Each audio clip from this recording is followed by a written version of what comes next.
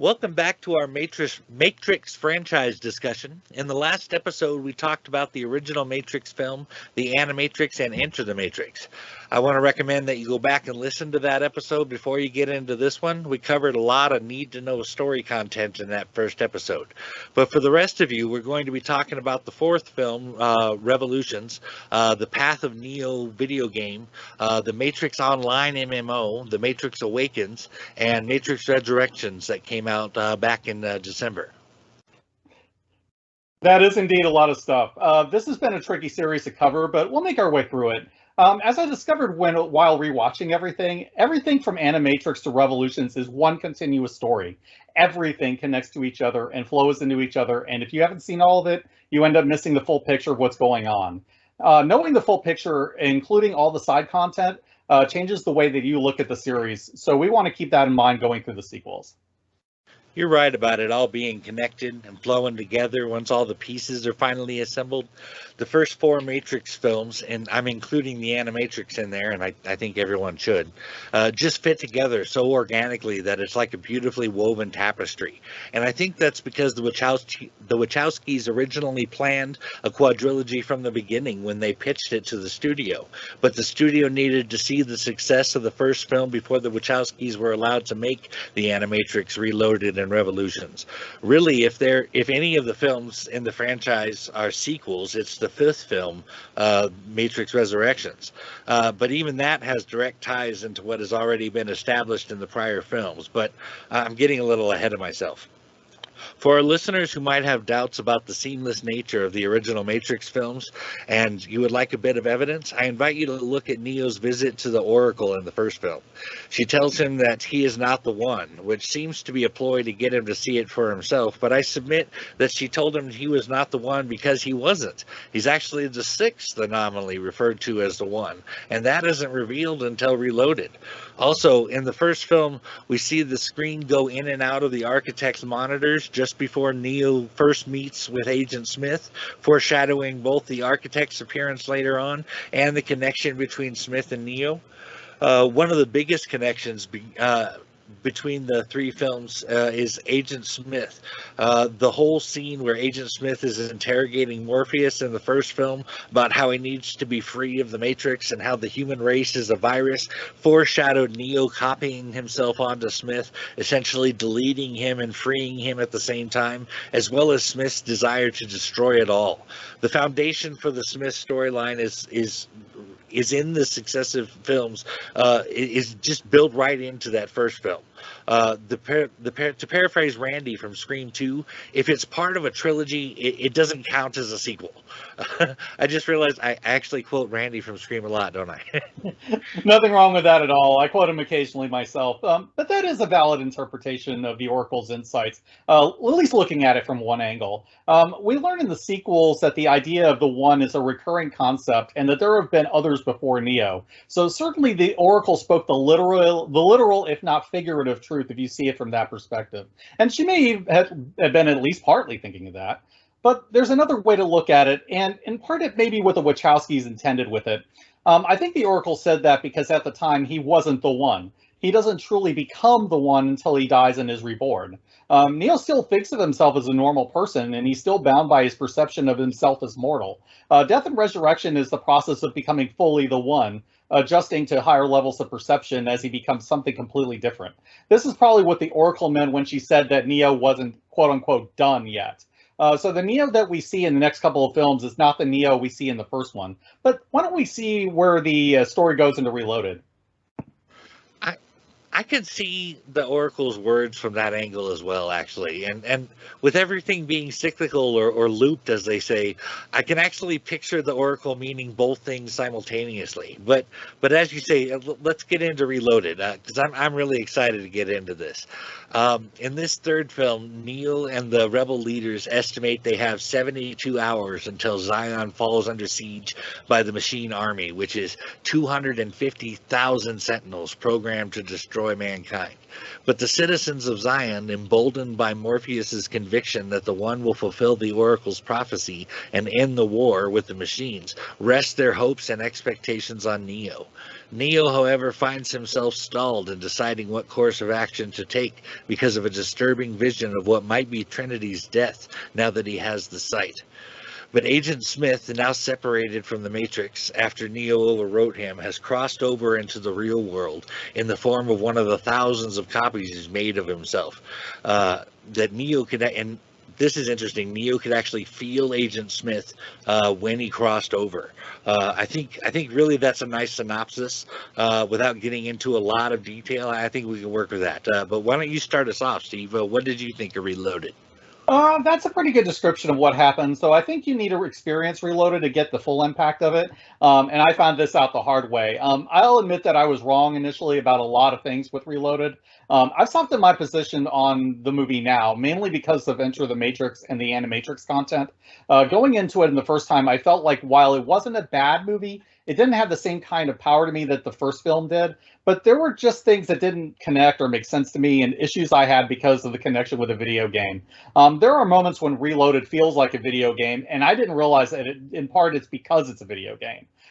Those points could directly cross over into Enter the Matrix, like we talked about last time, and I would suggest listening to part 1 of our Matrix coverage for more details on that, because those pieces are crucial to understanding Reloaded and Revolutions. Now, if I have issues with Reloaded now, it's that the movie could be explained better at times. The overall narrative works, but the movie doesn't get into those important details across that help the viewer see the larger picture. But aside from that, I really respect the ambition and the larger ideas that the Wachowskis were aiming for now that I understand it better. There is quite a bit of story to take in with the Matrix movies and all of the tie-ins, but there's a lot more to it than that. The Matrix movies have deep layers of philosophy embedded in them that make this franchise something that could be delved into almost endlessly. They go into a lot of that through the docs and the extras of the Ultimate Matrix collection set.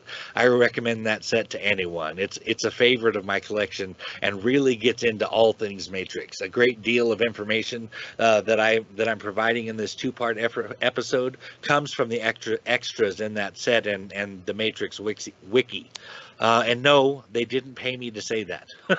I just love it that much. But let's get back into our discussion of Reloaded. I believe you had some perspective of the films from Grant Morrison, Steve? Yeah, Grant Morrison indeed has an interesting perspective on this. According to Morrison, quote, "It was just too bad that they deviated so far from the Invisibles philosophical template in the second and third movies because they blundered helplessly into boring Catholic theology, proving that they hadn't had the, quote, contact experience that drove the Invisibles, and they wrecked both Reloaded and Revolutions on the rocks of absolute incomprehension." And as an aside, coming from Morrison, that's hilarious. But continuing. They, quote, "They should have kept stealing from me, and maybe they would have wound up with something to really be proud of. A movie that could change minds and hearts and worlds," unquote. At this point, I'm not sure how I feel about that now that I see the larger picture. I've gone back and forth on this movie a number of times. Mike, did you have any thoughts of it? Oh, yeah, I certainly do. I guess my response to Grant would be, I love you, man, but you missed the boat on this one. It deviated so much because it was a different idea altogether. And this franchise did change hearts and minds and worlds. I would point out that the millions of letters that were sent to the Wachowskis about people wanting to embrace the ideals and philosophies of the Matrix films, how their lives were changed and their eyes were opened, some of them going as far as wanting to start new religions based on it, with the Wachowskis as their leaders. As far as his issues with their using Catholic theology, I don't share that view, and I disagree wholeheartedly that they blundered helplessly into it. It seems clear that Morrison couldn't see past the few similarities between his work and The Matrix and just didn't bother to understand it or appreciate it. In fact, if I'm being honest, it comes across as a little egotistical to me. I personally liked that The Matrix took a familiar structure like the messianic figure and amalgamated it and evolved it into other schools of thought to become something else. In fact, the connections between Neo and Christ are pretty loose, actually, when you think about it. Yes, Neo and Christ were both savior figures, but the why, which is, I think, is the key, is totally different. The Bible says that God so loved the world that he gave his only begotten Son. As the architect pointed out, the 5 previous anomalous anomalies were all driven by a love for all humanity. So for them, the Messiah theme was definitely in there. But with Neo, he was driven by a singular love for Trinity. That's entirely selfish. Understandable, don't get me wrong, but selfish nonetheless. Ultimately, it is this selfish difference between Neo and the other anomalies that turned out to be the reason they were able to break the cycle of the sub-program of the Matrix that created the One. It's also the reason Neo went to the source directly to confront it instead of his journey ending with the architect. That doesn't resemble Christ's path at all. That sounds fair to me. I can understand Morrison feeling that they didn't follow Morrison's creative vision in the way that he would have, or that he'd prefer to see done. So I could be sympathetic on that level. At the same time, I agree that Neo's journey doesn't quite reflect the life of Jesus, and his story doesn't play out the same way. Doubly so if you consider the most recent film and the way that the story finally ends. Neo's sacrifice at the end of Revolutions is a different kind of sacrifice than the one Jesus made. That's not to say it's more or less valid, just that it plays out differently and for different reasons. The Wachowskis probably didn't have Morrison's spiritual experience that he drew on when he wrote Invisibles, but they likely played on different influences that worked for the films they made. It just may be that Morrison feels a bit too close to the story to see things clearly, which is understandable, and it does happen. I'm not a Wachowskis expert by any means, but I get the impression they have a very profound spiritual side that they definitely put into the Matrix films and games based on their spiritual experiences. But as you say, they didn't have Morrison's specific experience, and perhaps that's the difference between them. But if I could switch gears for a moment, I'd like to talk about a couple of scenes from Reloaded that I just love. The first scene is the speech that Morpheus gave to Zion in the Temple Cave. That was some powerful shit. I must have watched that movie at least a dozen or more times, and every time without fail, when Morpheus shouts out, "I remember that for 100 years we have fought these machines. I remember that for 100 years they have sent the armies to destroy us. And after a century of war, I remember that which matters most. We are still here." And the whole of Zion shouts out in response. The hairs on my neck stand up every time. Even reading it just now, it's happening. I think in great part, this is because of Lawrence Fishburne's performance. He really gave that speech well, but I think it affects me most for the same reason that I think it speaks to all of us. We are not here because of the path that lies before us. We are here because of the one that lies behind us, that we can use our past experiences for strength in the present as we fight the future. Oh, yes, that was a very strong moment and a very good speech. And I have to put much of that down to Fishburne's delivery because it's just that good. He's such a charismatic actor. And when Morpheus makes an empowering speech, it's not hard not to be enthralled by it. But I think it also shows why Morpheus has no real fear of the machines, because he firmly believes in the prophecy and in Neo. He sees the positive and the hope in everything. It took a while to really see this, but the name Morpheus really suits him. He's an idealistic dreamer, and he has the ability to make others dream along with him. I wouldn't be surprised if this is another reason why Locke sees Morpheus as a threat. His ideology is inspiring and tends to gather followers to his cause. That is very true, but I think Locke's issue goes deeper than that, as we discussed in the last episode.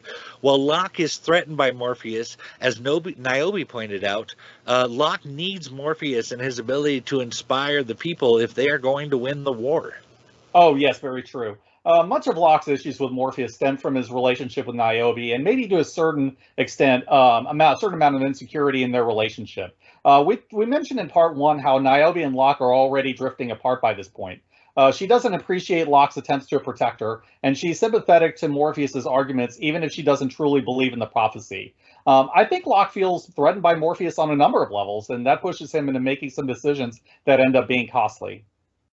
Costly indeed. Locke was so convinced it was military might alone that could save them that he couldn't see beyond that perspective. But we talked about this a bit in episode 1, so let's talk about some of the big action sequences in Reloaded. One of the first big action scenes was Neo's first fight with the multitude of Smiths. Choreography-wise, it was pretty good. There was a nice flow to the fight and some really cool moves being done. The fight goes in 3 stages, each one getting a little bit more and more CGI as it goes along. I'm not one of those CGI snobs. I like most of the CGI work I see in films today, but the CGI in the scene where Neo fights the many Smiths could have been better. I mean, at least as regards to Neo's face in particular. That just didn't look enough like Neo in several spots, and it really takes me out of the moment. I mean, but to be fair, CGI was really still coming into its own at the time, and I think that really they did as good as technology would allow them to do at the time. But I mean, what did you think of that fight, Steve? I actually really enjoyed that fight, and I remember it being a really cool scene at the time. The fight choreography is once again superb, with Yuan Wu Ping delivering the goods. The CGI was ahead of its time for all of its flaws, in both good and bad ways. One thing I've learned about the Wachowskis is that they're such innovators that sometimes it works against them. With Enter the Matrix, for example, nobody was doing games like that, and the technology wasn't there to do the game they envisioned at that time. There's a little bit of that here, where the Wachowskis are trying to do something new in terms of digital face work, but the technology was still new on that front too. But I think in the case of Neo versus the Smiths, it worked out well enough that you can overlook the small wrinkles in the digital effects. Totally. I mean, it can be forgiven. I just basically have to look at something other than their faces in that scene for it to work. Um, but the next scene I want to talk about was all live action and wire fu and better for it, I think. That scene is, of course, the fight Neo has with the Merovingian's agents in the Merovingian chateau. I have a big love for good fight choreography and martial arts, and that scene was full of some really awesome stuff. Thanks to Chen Tiger Hu and Wu Ping. Chen Hu, who was actually the guy dressed in all white, the agent there, the last agent to die in that fight, actually did the martial arts training with Reeves for the film as well as the stunt work. But Neo's fight with the Merovingian's agents is just one of my favorites in the whole series. Oh, likewise. This was a more traditional martial arts fight, which I appreciated, and it's Wu Ping playing to his strengths. I like that this particular fight takes advantage of the surroundings, with everyone using the weapons in the chateau in an improvised way. It was a fun sequence, and I really did enjoy watching that particular bit. Don't forget about Chen. And whose contribution in that scene. He had a hand in that choreography as well. He was also highly praised on that set for his martial arts skills, and he helped out with the training. But either way, I think we can both agree that the fight scene was awesome. But it wasn't just the fighting that was cool in that scene. One of the more interesting parts about the fight of with the Merovingian's agents and Neo's eventual escape from the Merovingian's lair is seeing the lair itself and how much it says about the Merovingian and even the Matrix itself. For instance, it takes a certain type of person to lavishly build and decorate their house the way the Merovingian does. I mean, that house is pretty over the top and decorated throughout the ages of time with weapons and art from every country throughout the world. The Merovingian claims to have sampled every language before falling in love with the French language, suggesting that he has always been in control throughout man's history. And not just in this timeline. The Merovingian has agents from every iteration of the Matrix and talks to Neo about his predecessors, the other anomalies, which says that he has always maintained his position of power through each revolution of the Matrix. Persephone later says that the Merovingian was once like Neo, implying that he might have even been the first one. It's like everything about the Merovingian, including his house, is a kind of celebration of his egomaniacal personality, dominance, and power. Not to mention his vanity. All of the statues around the house in poses of gods, kings, and warriors are all statues of the Merovingian. You'll notice they all have his face. I mean, that's vanity to the nth degree, right? Also, there's a very telling picture on the wall about systems of control. There is a battle happening on the earth amongst humans, while the angels of heaven are manipulating and controlling them from above. And high above all of it is the Merovingian M controlling everything. It speaks of systems of control within systems of control. How man believes they are in control, but they are being controlled by others who are being controlled.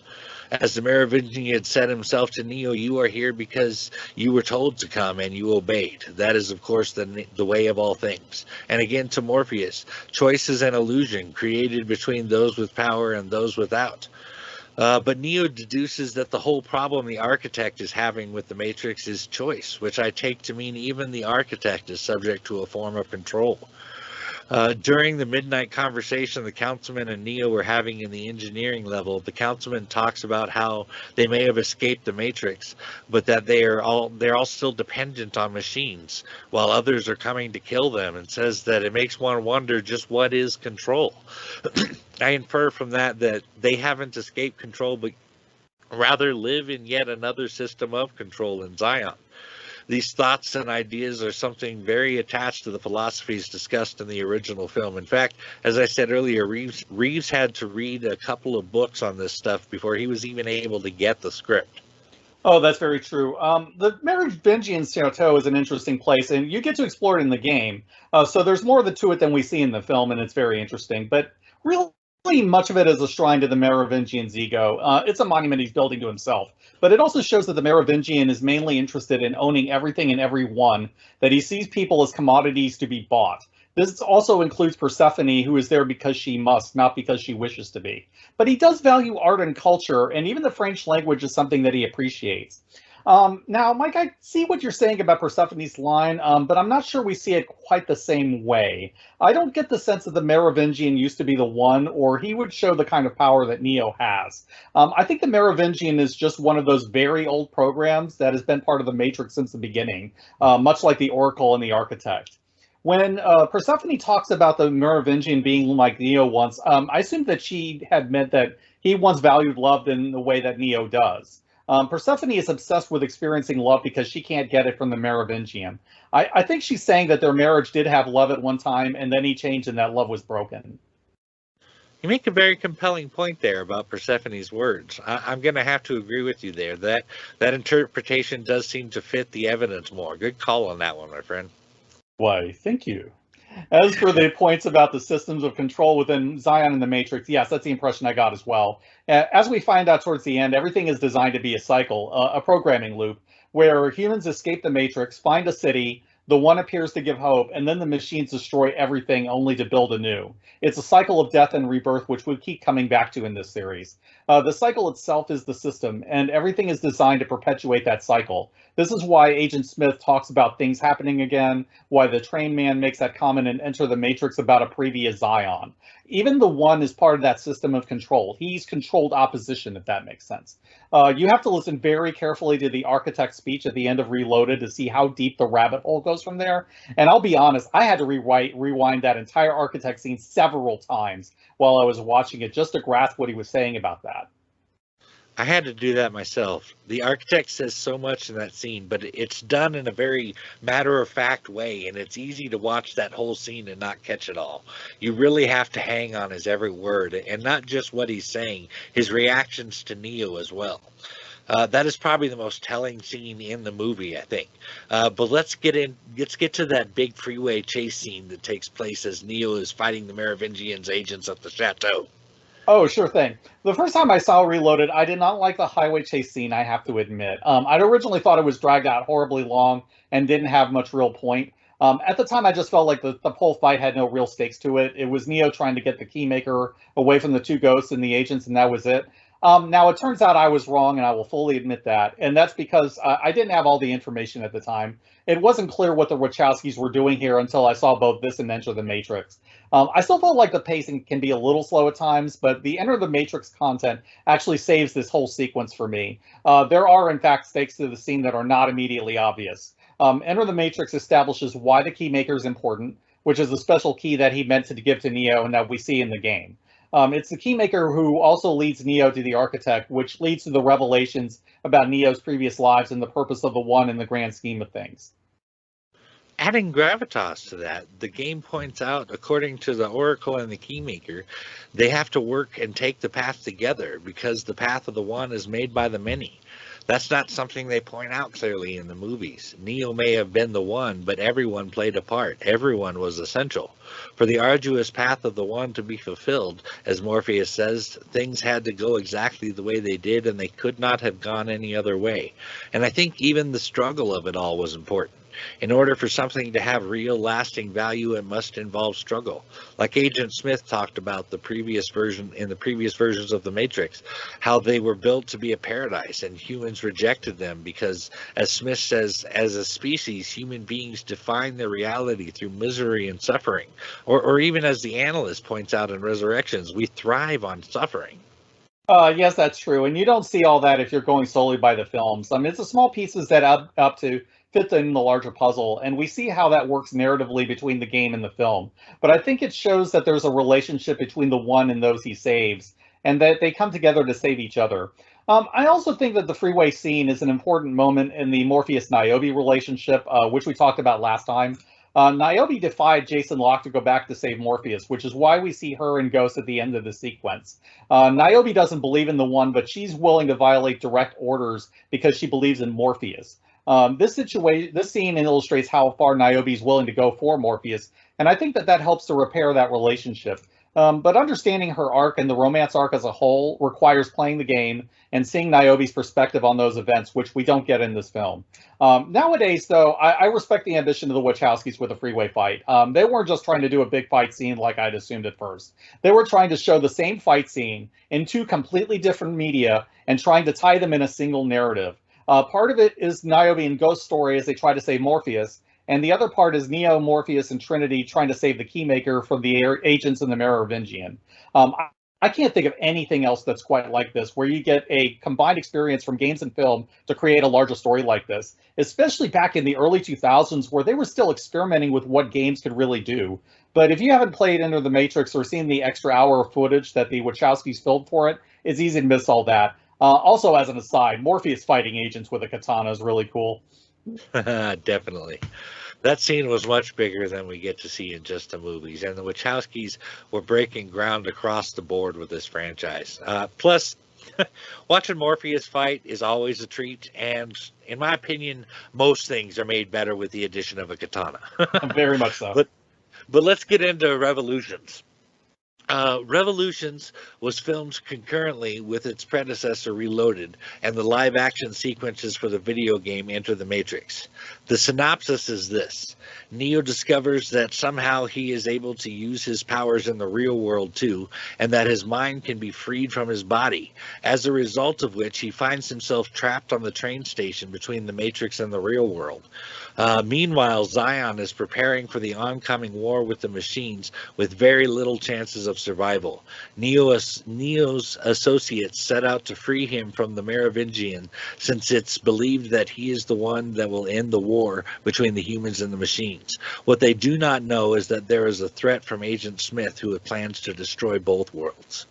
Yeah, that's a good description of it. Since you bring it up, though, I originally was bothered by the idea of Neo suddenly being able to do these things outside the Matrix. Not because he could do that necessarily, but because it seemed to come out of nowhere. But I was wrong on that one, too. It turns out that this is explained in the architect scene, but once again, that's a difficult scene to make sense of without watching it multiple times. It turns out that the machines are the ones that gave the one that the abilities that he has, and that's why he can do what he does. All of that is part of the machines and their system of control in the end. But maybe we should talk more about the architect and the system's control a bit more, Mike. Oh, definitely. But if I may comment on your astute observation about where Neo gets his powers to begin with, that is a brilliant observation. It seems so obvious now that I hear you say it, but somehow I managed to miss that all these years. But that definitely leads into this discussion about the layers and deceptive systems of control within both the real world and the Matrix. The architect says this to Neo. Your life is the sum of a remainder of an unbalanced equation inherent to the programming of the Matrix. You are the eventuality of an anomaly which, despite my sincerest efforts, have been unable to eliminate from what is otherwise a harmony of mathematical precision. While it remains a burden assiduously avoided, it is not unexpected and thus not beyond a measure of control, which has led you inexorably here. Keep these words in mind as I describe how deep this rabbit hole goes. Everything about the Matrix is a system of control within even more systems of control. The machines created the Matrix as a means of controlling the humans so that they could use them for batteries or food, if you will, to survive. That is the base system of control. But with the anomaly, or the one, what would appear as an event in the human's favor turns out to be just another part of the system. This is what I mean. 1% of the human population subconsciously rejects the matrix. That is the unbalanced equation the architect mentioned that is not beyond the measure of control. That measure of control is the cycle of the one, aka the prime program. Only a small fraction of that 1% who eject the matrix are actually freed from the matrix to become a citizen of Zion, leaving 99% of the human population willingly plugged in, if only on a subconscious level. But in that freedom, the 1% accept another system of control, as Zion is a place allowed to exist by the machines, as is the Oracle, in order to facilitate the rise of the anomaly, aka the one, to rebalance the equation to 100%. When the one reaches the source to disseminate the integral anomaly, the 1% who eject the matrix, into the 99% who have accepted the matrix, it brings the balanced total back to 100%, allowing the system to be reset by reinserting the prime program, the path of the one. By choosing 23 individuals to rebuild Zion, this cycle is again started. Look at the book of Out of Control, like they talked about, the book that Reeves had to read before he was even able to look at the script. There really is no escaping control, and any means of trying to escape seems to be illusory, in that it seems like a victory but only leads to further systems of control. Because of Neo's actions at the end of the Matrix Revolutions, the Prime program was not reinserted at the time the Matrix was reloaded. Unlike his predecessors, Neo defied the Architect's ultimatum and chose to save Trinity from certain death.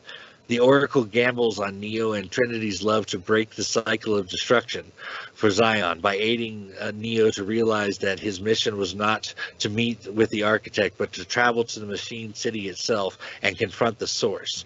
Now, the Source is a baby-faced being called Deus Ex Machina. The Deus is effectively the deity of the Machine City and, to some extent, the Matrix. After Neo was jacked into the Matrix, the Deus monitored the situation as Neo and Smith battled it out. But after Neo willingly allowed himself to be assimilated by Smith, two objectives were completed that allowed Smith's deletion. First, Smith was now directly connected to Neo's avatar, a hardline connected entity plugged in directly to the Deus itself. Second, by assimilating Neo, Smith completed the very purpose he had defined for himself, thus allowing the Deus to reset the Matrix, but without the Prime programming. Some really fascinating points there, and I wouldn't be surprised if the Machine City is 0-1 from the Animatrix, but we'll kind of continue with discussion of that. I think we need to keep in mind the Deus concept when we get into Matrix Resurrections, because that name comes back in that film. The Deus Ex Machina literally means God in the machine, and it goes back to Greek theater. The gods would come down of the machine to resolve the conflicts going on in the story. That's an appropriate name for the Source being, because Deus is the one who ends up saving Neo and Trinity, setting things up for resurrections. Now, what I find interesting about Agent Smith is by the second and third films, he's become everything that he considers humanity to be and everything he hates about humanity. He talks about humanity being a virus in the first film during his speech to Morpheus. But in fact, Smith becomes a sentient computer virus, corrupting everything around him and turning them into duplicates of himself. Where freedom for Neo empowers him to save others, freeing Smith unlocks his lack of moral restraints and his selfish desire to remake the world in his own image. This makes him ultimately so dangerous to the system that the machines agree that he needs to be eliminated. The thing that Neo believes in one kind of control, and that is control over the self. And it's Neo's self-control that allows him to defeat Smith by choosing to surrender. That allows Neo to destroy Smith from within, which is what the Oracle foresaw. Another brilliant observation about Smith, my friend. He became what he hated in every sense of the word, even taking on our flesh, which he found absolutely disgusting. I would add to that, in that moment, Neo, as the sign above the entryway in the Oracle's house reads, "Know thyself," Neo knew himself completely in that moment, seeing things clearly for the first time. But let's get into the next video game, The Path of Neo. Yeah, sure, let's do that. The Path of Neo is a third-person action game that mostly plays out the events of the Matrix trilogy. You play as Neo, obviously, and you go through the story as you play out a lot of the iconic scenes in the movie. I will say that the game mechanics and graphics are better in Path of Neo than they were in Enter the Matrix. You get a targeting reticule for lining up your shots, and the characters are a lot less blocky in this game. This game does a good job of making the experience feel like you're the one, especially when Neo is doing his Superman thing. I don't think that this game adds that much to the story, and I honestly think the Wachowskis were having a weird kind of fun with this game. Mostly, this game just follows the storyline from the films until the ending where it gets really weird. As Neo, you get to the final fight with Agent Smith and Revolutions, and this is where the Wachowskis flip the script into total insanity. It starts off reasonably enough with a fight on the street and then in the building, but then you get knocked into the rainy mud hole, and then it gets really weird. Right before you fight Smith for the last time, the game pauses the action and breaks the fourth wall. And you're brought into the White Room, where you're met by the avatars of the Wachowskis. The Wachowskis congratulate you for making it all the way to the end, and then they try to explain why they changed the ending in the game. In Revolutions, Neo has to win through an act of surrender, but the Wachowskis tell you that that doesn't work for a video game, so they just put you through a fight with a huge boss, which is the final form of Agent Smith. The way they do this is by having all of the Smiths merge to form a giant Mega Smith, who you have to beat in Superman mode. The whole sequence is ridiculous and bizarre. In the end, I don't think I treat this game as any kind of serious part of the Matrix canon, not like Enter the Matrix was, because the Wachowskis weren't even taking this game all that seriously. Wow. After how much they put into Enter the Matrix, that sounds like a real letdown. I mean, for me, the fun of Enter the Matrix would be that it was a necessary part of the story, not just a video game, in other words. Oh, agreed. I like that Enter the Matrix felt like part of the saga. Path of Neo really doesn't do that, as you say. But then you get into the Matrix Online, which overloads on story. The Matrix Online was a massive multiplayer online game, or MMO, that ran from 2005 until it was shut down in 2009. It was created with the involvement of the Wachowskis, developed by Monolith Productions, and then later acquired by Sony Interactive Entertainment. The idea was to use the online game to continue the story of the Matrix, and it featured a number of the surviving characters. The world of the Matrix also gets much more complex with the very different factions. Now, admittedly, I have not played this game, and I hadn't even heard of it until after the game shut down, which is a shame, because it does sound really interesting, and I'm sure I would have had a lot of fun playing it. The player basically takes control of one of the people who was freed of the Matrix at the end of Revolutions, and you could choose between three main classes: coder, hacker, and operative. Coders can create a copy of themselves to fight for them. Hackers can glitch the Matrix for specific effects like healing or debuffs. Operatives are the fighter class specializing in guns and martial arts. There are two main fine kinds of fights in this game, free fire for gun battles and interlock for bullet time and martial arts. Battles are in real time, and there are no turn-based mechanics or anything like that. The action all takes place in the city within the Matrix, and there are different factions that are all vying for control. So I guess we'll go ahead and talk about the three main factions in the MMO. Firstly, we have Zion. They represent humanity, and they're trying to protect the remaining humans from the machines within the Matrix. Michael Popper, or Kid, from Animatrix and the sequels, becomes an influential leader for Zion, spreading the word of Neo. Players who join usually become part of the Zion military and will do missions for them. And then we have the machines. These are humans who will side with the machines, and they'll usually do it either to protect the Matrix or because they see it as a way of making peace with the machines. However, and I found this really interesting, there's also a faction based on Cipher's viewpoint called the Cipher Rights, with the idea that ignorance is bliss and people should be plugged back into the Matrix. You know, according to the Matrix Wiki, the architect appears as a leader of the machinists in the game. And after finding out that the Zionites are constructing New Zion, the architect promptly calls off the truce and no longer accepts freeing any more humans. I thought that was interesting, even if they didn't keep it. I mean, unless the idea was kept and Zion was replaced by Io, at least that would explain what happened with the truce. Right, that does make sense, and they do address how the uneasy peace gradually fractures. But there's more than just the humans and the machines. So let's talk about the third faction, the Merovingian. The Merovingian becomes the main villain of the game for a while, and he represents the exiles, who are the free-thinking programs who are not aligned with the machines. Some people end up aligning with him because the Merovingian is the only one who's concerned about the exiles, even if he's only doing it for his own interests. It seems like some elements of the Matrix Online story survived to make it into the Resurrections movie, and some didn't. But that makes sense, really. The Wachowskis never wanted to do another Matrix movie, so it's not as interconnected as Enter the Matrix was.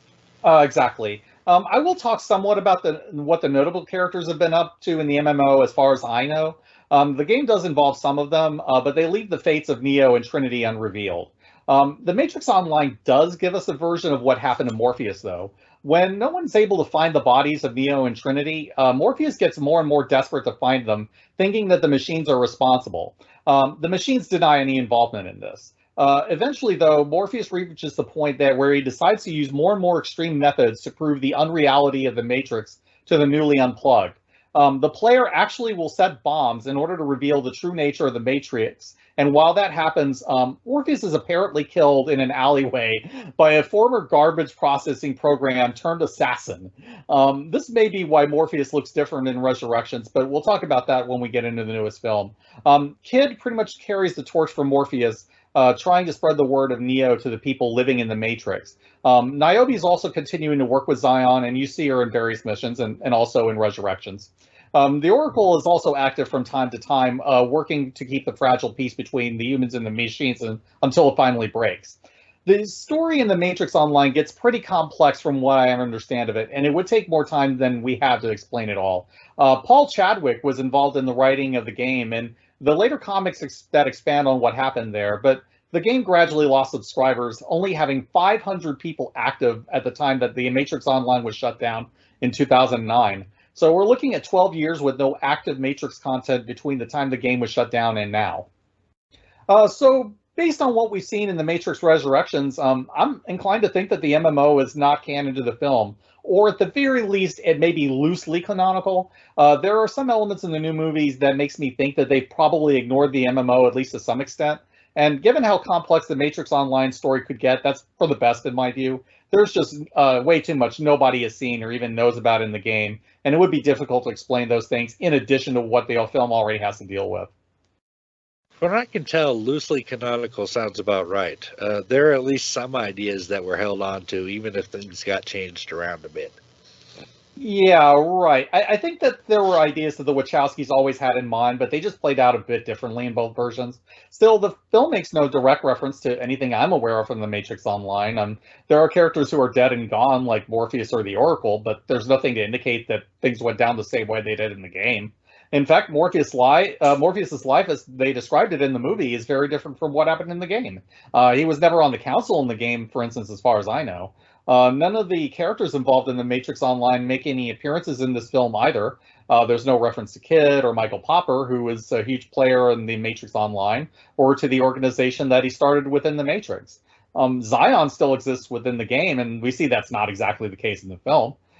We also see a very different situation with a Merovingian in the film from where he was in the game.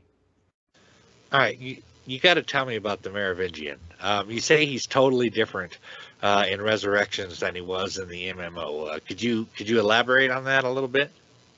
Sure. The Merovingian is much closer to his Reloaded/Revolution self for the most part. He's actually much more powerful in the game, being the main faction leading the exile programs. He's still trying to destroy the Oracle for his own reasons as well, and he still has his power base intact. He's certainly much more sane. In Resurrections, we see a very broken version of the Merovingian who's entertaining to watch, I admit, but he's not quite right in the head. I can't reconcile them as being the same person that easily, even with the decades that have passed. Wow, I think I would have preferred the Matrix Online version. Seeing the Merovingian like we saw him in Resurrections, it seems so beneath him. Like there's no way he would have gotten to that point. I mean, I don't know. I guess it was funny. I mean, you took my every suck my silky ass thing was a pretty funny line, but it just felt out of character to me. I had the same reaction, although I laughed as well. But I mean, all in all, though, it's regrettable considering what a solid villain he was up until that point. But let's get back to the Matrix Online just for a little bit. There are some very loose threads that are similar between the game and the film. Neo and Trinity disappeared. It was believed that the machines did something with them. But I think that was something the Wachowskis always had in mind anyway. Also, Morpheus is dead in both versions, with Niobe still being active and alive with the Resistance. But beyond that, I don't think even the passage of time can account for some of the differences that we see between the Matrix Online and the Matrix Resurrections. It seems like they hit a peak with Enter the Matrix, and they just weren't able to reach it again, is what it sounds like. I mean, basically 2 duds in a row there. Unfortunately, and it's a shame considering how much promise the MMO had. But there is a bit of redemption on the gaming front recently. During the 2021 Game Awards, Epic Games released The Matrix Awakens, a free playable tech demo set in the world of The Matrix. The tech demo was meant as a test of the new Unreal Engine 5 game engine, which was designed to show off the software capabilities for the new hardware on PlayStation 5 and Xbox Series X. To date, you can only find The Matrix Awakens on next-gen consoles, but there are many videos on YouTube that show what the game is and what it involves. Now, The Matrix Awakens doesn't really delve too much into story points dealing with major Matrix Resurrections. This is not like Enter the Matrix where you have to play it to get the full picture. However, you do get Keanu Reeves and Carrie-Anne Moss as themselves during the demo, and you also get them in character as Neo and Trinity for a short sequence.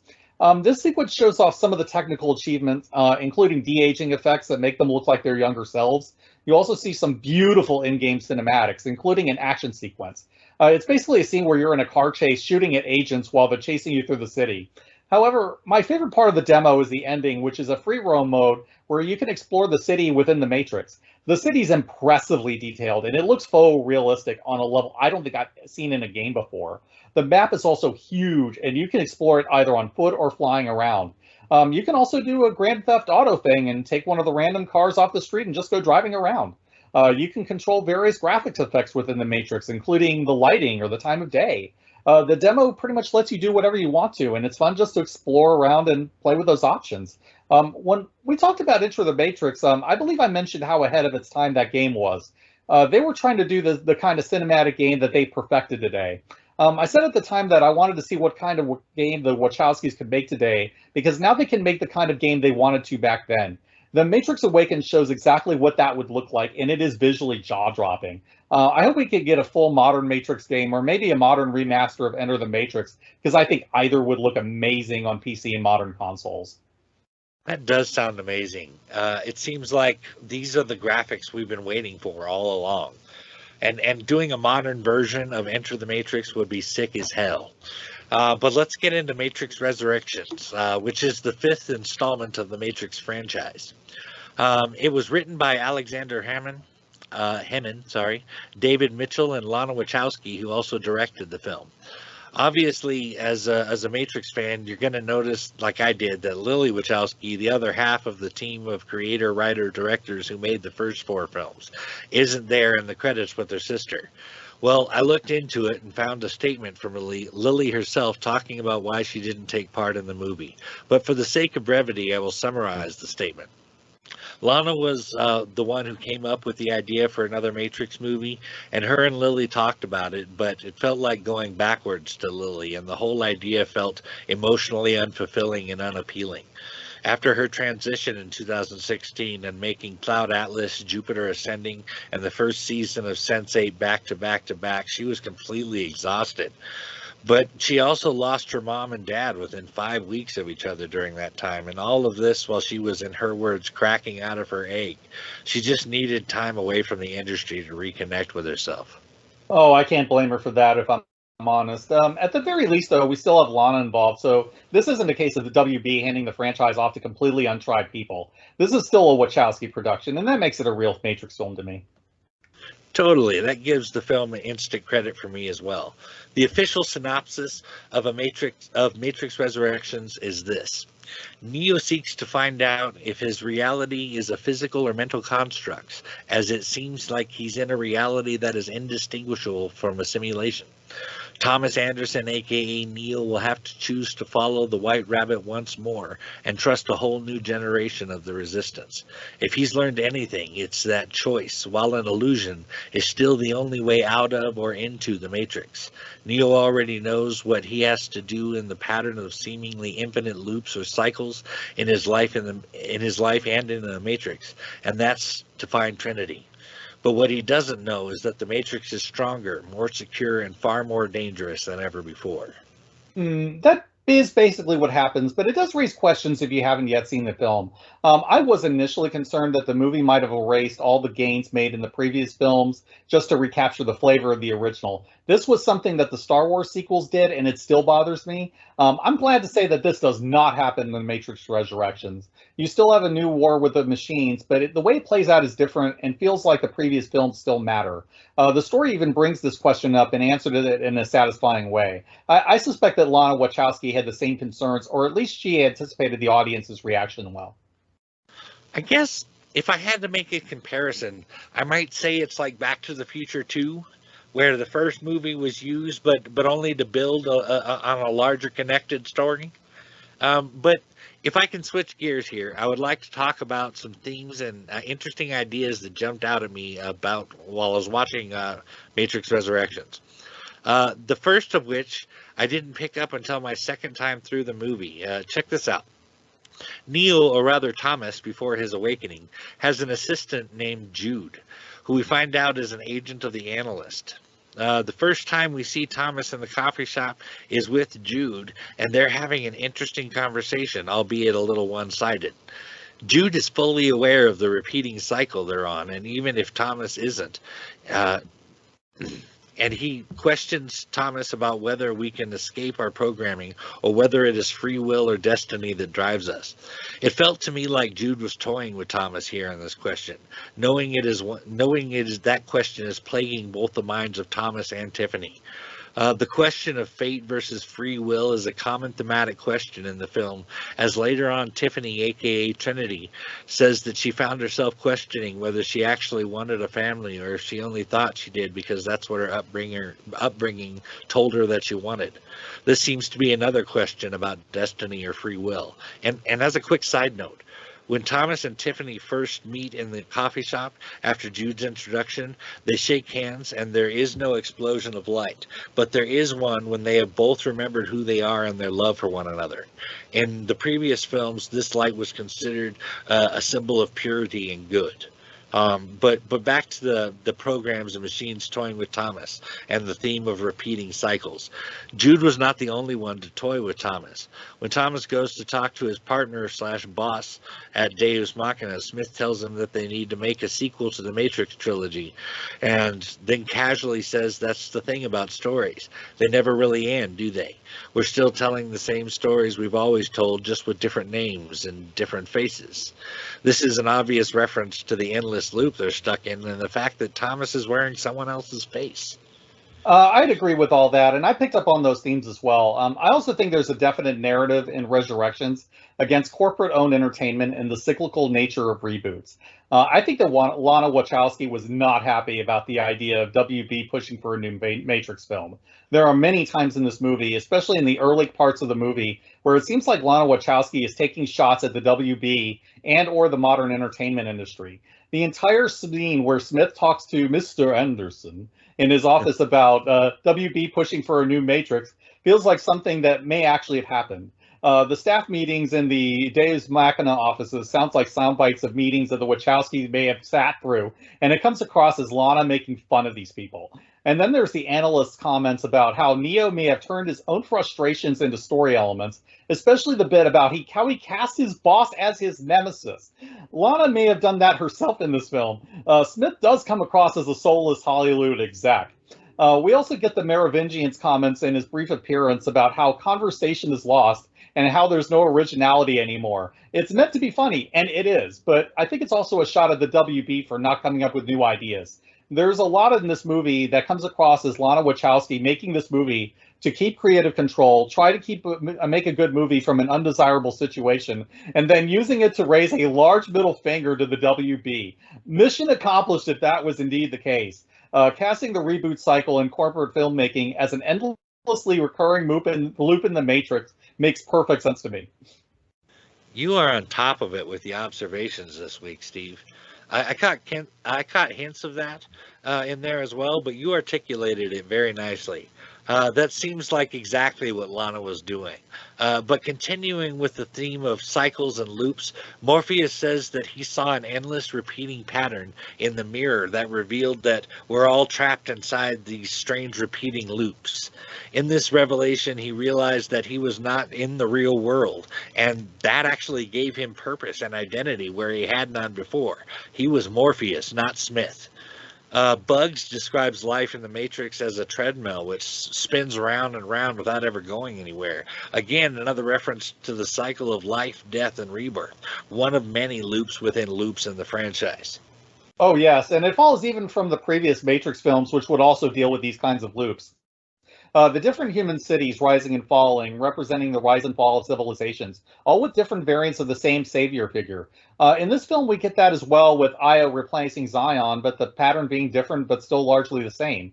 The death and rebirth cycle continues as well, with Neo again dying and returning to life in a different phase than he was in previously. Another theme I picked up really heavily is the confines of binary thinking. Uh, the mysterious binary project Deus Machina is working on has a great cost, they say, but they don't actually describe what the project is. And really, I mean, at least that I can tell, and I don't think they have to. I think the message is clear. Life is not binary, and looking at it that way has great cost, but there's more. Thomas therapist, or rather the analyst, says that Thomas's binary reaction to his eye-opening experience is not much of a choice, and that his choices are not as binary as they seem. He even suggests maybe there are other ways to understand what happened. When offered the red pill or the blue pill, Morpheus asks, "You call that a choice?" And he makes similar comments throughout the film when offered binary choices. Bug says, "Honestly, when somebody offered me the red pill or the blue pill, I went off on binary conceptions of the world and said that there was no way I was swallowing some symbolic reduction of my life. And the woman with the pills laughed because I was missing the point. The choice is an illusion. You already know what you have to do." As a contrast, Smith says, "I've been thinking about you and me, Neo. Look at how binary is the form. How the very nature of things. Ones and zeros, light and dark, choice and its absence. Anderson and Smith." Even how he says it feels like being locked in a cage. The message I'm getting from this seems really clear, and that is that we need to think bigger than just two options allows for.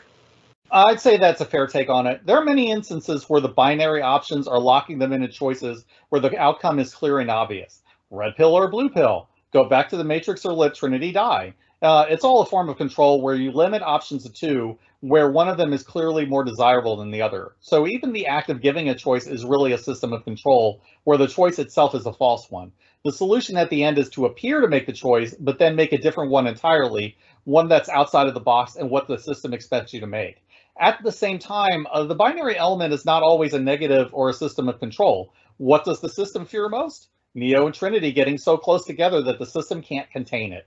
Neo and Trinity represent a binary themselves, representing different forces, but coming together to become something stronger. Likewise, we see in Io that the binary of human and machine comes together to make life better for everyone. The system is beaten through the union of human and machine, the human rebels as well as machines like Kujiku, Saibebe, and programs like Sati. So binaries can be used for control, but they can also lead to empowerment as elements combine to be something stronger than they are individually. It's much like the yin-yang principle. It's a binary, but one that feeds together into a larger circle. I'm actually going to start quoting you on that one. The act of giving a choice is really a system of control where the choice itself is a false one. That's just awesome. And I think that ties Resurrections in very close to the original films in its themes and ideology. Lastly, there's a subject of what is reality and how it's defined. They covered this in the first four films to some extent, but there seems to be a real focus on this train of thought in Resurrections, even as it pertains to our memories. As Neo enters the Nemesis, he passes by a placard on the wall that reads Mark 3, number 19, which is a biblical reference that reads, "And Judas who betrayed him." Right below that is the ship's name, which is Nemesis, who is the goddess of the Greek goddess of memory. This suggests that to me that, like Judas, Neo's memory is betraying him. When talking about the Matrix game that Neo had created, Morpheus asks if fictionalizing a memory made it any less real, and is reality based in memory nothing but fiction? Thomas or Neo is constantly questioning what is real and what is not throughout the movie, even as it pertains to the game he made. When Thomas goes into his boss's office at Deus Machina, Smith stands looking at the world and says that it's so perfect it's got to be fake. Thomas laughs, but you can tell he's thinking about it, that he really believes it. Just like when Tiffany showed the picture of Trinity from the game, I believe it was to her husband, saying that it looked like her, and she and her husband laughed, but inside Tiffany knew that it was true and actually resented herself for having laughed. Yeah, betrayal comes up a lot in this series, I've noticed, most notably with Cipher, who is the original Judas of the Matrix. But yeah, we see it here too. When I saw the name Jude, my first thought was of the Beatles song, but Jude could be seen as a shortening of Judas, and I think it references a lot of what you're saying on betrayal and memory here. Jude is the Judas in Neo's own head, selling him out to the system. So I think you're onto something with the Judas connections. The betrayal of memory is certainly an interesting concept to work with. I mean, our memory of an event changes throughout time in little ways at first, like we'll remember something as being a different color than it actually was. But over time, our thoughts and emotions about a memory change and evolve to lesser or more severe degrees, and it paints that same memory differently. That kind of thing does seem like a Wachowski thing to do. I'm definitely going to be viewing the Jude character in that way in future films. I know, right? It's a movie about how memory is unreliable. The film presents memory as two sides of a coin, which is also a binary. On the one hand, nostalgia is a weapon that the system uses to control Neo, Trinity, and the other humans trapped inside the Matrix. Memory is used to make the lie believable by using real details to corroborate the fiction of the Matrix. At the same time, memory represents what is true and real, and the Mnemosyne represents the persistence of memory. The real memory comes through for those who are willing to look beyond the fiction to see the truth behind it. I'll also add that this ties into the narrative against corporate entertainment, which also plays on nostalgia to keep entertainment trapped in an endless loop. We see this especially with the analyst and his perspective, but I get ahead of myself. Was there anything you wanted to say about the analyst, Mike? Definitely. Let's get in and talk about the analysts and the machines for a second. It appears that, despite replacing the architect, the analyst did not escape the same system of control that the architect himself was under. In Resurrections, these people, this system of control, is referred to as the suits, and considering the Deus Machina business, it seems that the machines have taken on a corporate structure.